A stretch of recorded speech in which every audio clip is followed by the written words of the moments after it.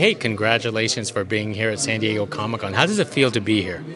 I was here in 2018 once, and as you know, we've been dormant for 3 years. So to see the crowds back and to see the enthusiasm is really sky high. It always is each year, but now that we're returning, there's kind of an extra buzz, don't you think? Have you ever been here before? Oh yeah, I've been here many times. Yes, I feel just a kind of a more of electricity. I think the lines and the organization is great, and the people are great, so it feels great. It's wonderful. Well, I could tell you what I never experienced is sitting on that platform and the table in front of a crowd. How was that experience for you? Meeting any fans who are interested in what we do is always a privilege and a pleasure, and it's a blast. And then I get to hang with some of the other people you're talking to, the other composers, because I know all their music. I've been watching their shows too, so it's kind of just a great day for me because I get to be around people that I admire, and then talk to fans who are really just great and intelligent and smart with their questions, and it's just an overall just a great time. It's a great time. I'm curious, where were some of the fans want to directly ask you? Some of them were asking about. I'm trying to think of the one most recent question. I mean, they couldn't really ask. They were asking about the creative process. Like when we see the video, when we see a picture in a scene, like what are the things we start with? What are the things that pop out at us when we begin composing? These are kind of interesting questions that I don't think I would have fielded 20, 25 years ago. Which I've been doing this for that long now, which is not as long as Kurt, but I look 10 years older than Kurt, which is I have some issues with that. Oh, no, you look just fine. Just kidding. No, I've known him for quite a while, but but it's interesting talking about what we do because it's just we're always sort of our craft is evolving. Mm-hmm. We're always redefining how we work and reviewing how we get creative, and we have to kind of keep a beginner's mind, so to speak. I know, and you had a most recent project, which is perfect because there's huge fans of the Halo series that are attending this convention. Yes, and I met a few of them, and going from a video game franchise to a television show, that's a big leap when you're jumping a platform. You're crossing a platform that's a gaming platform into a viewing streaming platform, and there was so much discussion over the last year about how to make that work in a way that honored the immersive experience that people had as fans of the game, and also make the show accessible to people who may have never ever picked up a controller and played Halo. Mm-hmm. So that was a really yummy challenge. I had to create new themes and new colors and things, but also we had to be really, and I wanted to be very respectful of the legacy of what the shoulders I'm standing on in terms of the immense musical contributions of years past. So, and that applied across the board to the way the characters looked, the way they behaved, and so forth. So I was absolutely intrigued from start to finish to be a part of it, and I'm very happy that it came out the way it did. People seem to have liked it.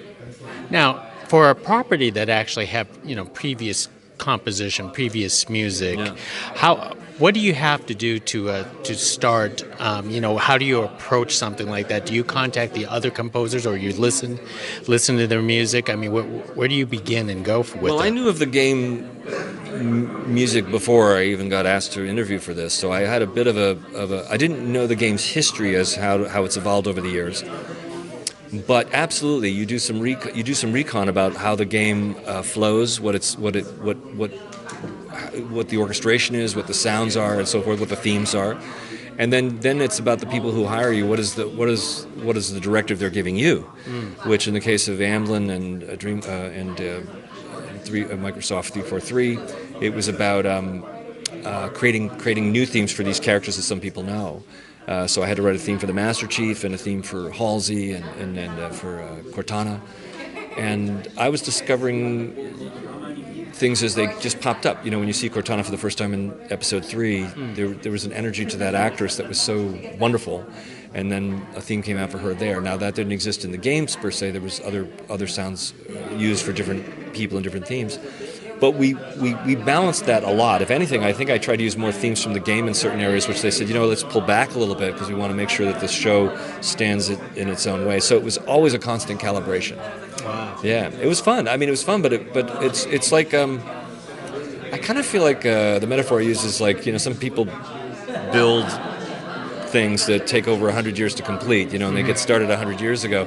So there's so much of the base and evolution of this game over 20 years, and I'm like coming in at a part that's like an ancillary part of it. So you got to make sure that your contribution cooperates and honors everything that you're standing on, that you're building it on, and also has its own little energy that you're tasked to provide.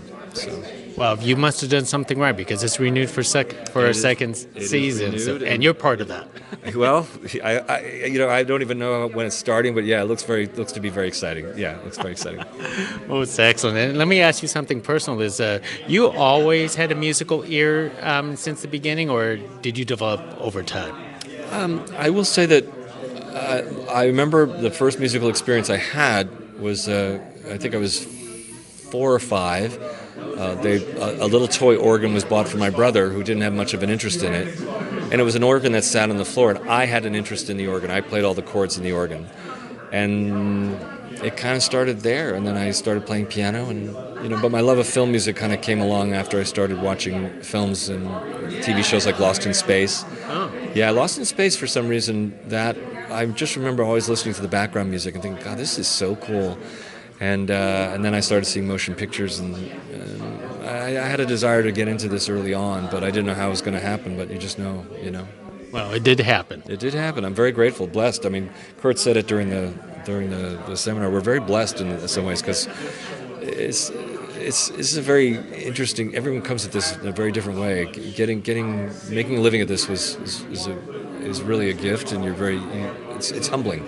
I know. I'm so glad you guys don't see each other as competition, but as collaborators sometimes. And we are in competition. I mean, we have to kind of take that in stride. But at the same time, we kind of appreciate how hard it is what we do. So when anybody hits a home run, you got to be happy for them. If you're really honest about it, you got to be happy about people because it makes you try harder. In a good way. In a good way. Like, well, what did he do? I mean, you also sometimes you hear something and go, God, that mother, how did he do that? How did she do that? And but then you kind of relax and say, boy, that's great work. It's such great work. So it's maybe it's I don't know. It's a healthier way to be. Let's put it that way. And it is.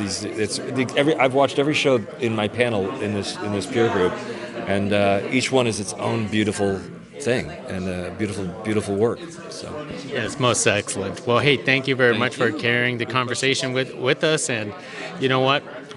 A lot of us already seen the Halo show, so we can't wait for more music. I hope you liked it. Okay, thank you. Cheers. The soundtrack will be out soon. Finally, a soundtrack. So anyway. Okay, let's cheers.